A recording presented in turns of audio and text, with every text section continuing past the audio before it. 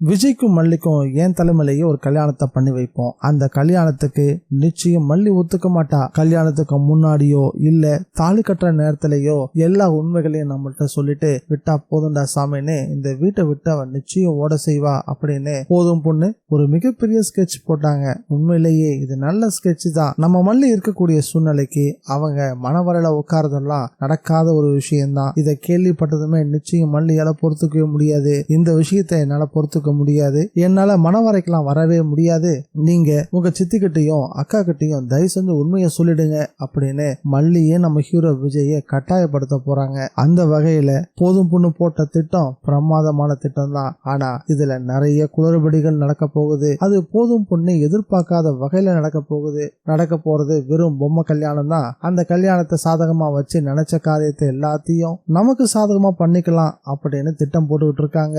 ஆனா அங்க நடக்க போறது வேற.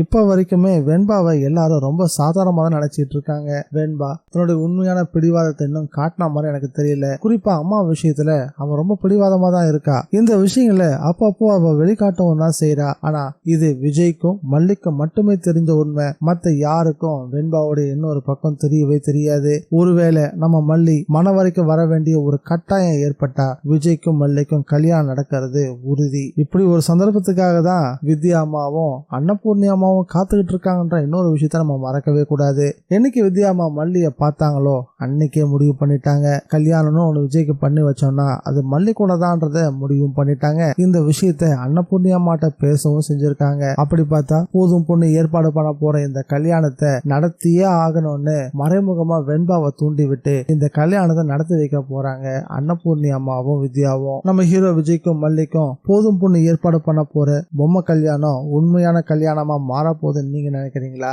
இல்ல போதும் பொண்ணும் ரஞ்சிதாவும் சித்ராவும் சேர்ந்து போட்ட திட்டம் தான் ஜெயிக்க போகுதுன்னு நினைக்கிறீங்களா? உங்களோட கருத்து என்னன்றதையும் வவிஜய்க்கும் மல்லிக்கும் தான் கல்யாணம் நடக்கும் அப்படின்னு நீங்க நினைச்சீங்கன்னா கல்யாணம் நிச்சயம் நடக்கும் அப்படின்னு கமெண்ட் பண்ணிட்டு கூடவே இந்த வீடியோக்கு ஒரு லைக்கையும் கொடுத்துருங்க.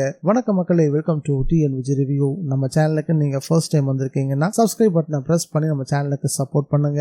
அப்படி இந்த வீடியோக்கு ஒரு லைக்கையும் கொடுத்துருங்க. போதும் பொண்ணு நம்ம ஹீரோ விஜயையும் மல்லியையும் கூப்பிட்டு உட்கார வச்சுக்கிட்டு ரொம்பவும் நல்லத்தனமா பேசுற மாதிரி அட்வைஸ் பண்ண ஆரம்பிச்சாங்க. இங்க பாருங்க, நீங்க 2 பேரும் ரெஜிஸ்டர் ஆபீஸர் போய் கல்யாணம் பண்ணிக்கிட்டீங்க. உங்களுக்கு கல்யாணம் நடந்த விஷயம் இங்க இருக்க யாருக்குமே தெரியாது. அதனால நாங்கெல்லாம் சேர்ந்து உங்களுக்கு கல்யாணம் பண்ணி வைக்கிறதுன்னு முடிவு பண்ணிட்டோம். ஊர் உலகத்துக்கு நீங்க 2 பேரும் தான் புருஷன் பொண்டாட்டின்ற உண்மை தெரிஞ்சாகணும். யாரும் நாக்கு மேல பல்ல போட்டு பேசிடக்கூடாது. ஏன்னா இது நம்ம குடும்ப கௌரவம். அதுவும் இந்த கல்யாணத்தை என் தலைமையில நானே பண்ணி வைக்க போறேன் அப்படின்னு சொன்னதும் விஜய் சங்கடப்பட்டாலும் வெளியே காட்டிக்கல. ஆனா மல்லியோட முகத்துல கல்யாணமா அப்படின்ற பயம் தெளிவா தெரிஞ்சது. அந்த பயத்தை போதும் பொண்ணும் கவனிச்சாங்க, ரஞ்சிதாவும் சித்ராவும் கவனிச்சாங்க. இந்த விஷயத்துல அன்னபூர்ணி அம்மாவும் வித்யா அம்மாவும் சேர்ந்து பல காரியங்கள் நிறைவேற்ற போறாங்க. அதனுடைய விளைவு நம்ம ஹீரோ விஜய்க்கும் மல்லிக்கும் கல்யாணம் ஆக போகுது. உண்மையிலேயே கல்யாணம் முடிக்கும் போதுதான் போதும் பொண்ணுக்கு நம்ம நினைச்சதுக்கு அப்படியே எதிர்மறையா நடந்துருச்சு அப்படின்னு புரிய ஆரம்பிக்க போகுது. ரஞ்சிதாவும் சித்ராவும் வாயிலையும் வயிற்றுலையும் அடிச்சுக்க போறாங்க. இதை பத்தி உங்களுடைய கருத்துக்களை மறக்காம கமெண்ட்ல பதிவு பண்ணுங்க. இந்த வீடியோ பிடிச்சிருந்தா லைக் பண்ணுங்க, ஷேர் பண்ணுங்க. மீண்டும் அடுத்த வீடியோல சந்திக்கலாம். Bye guys.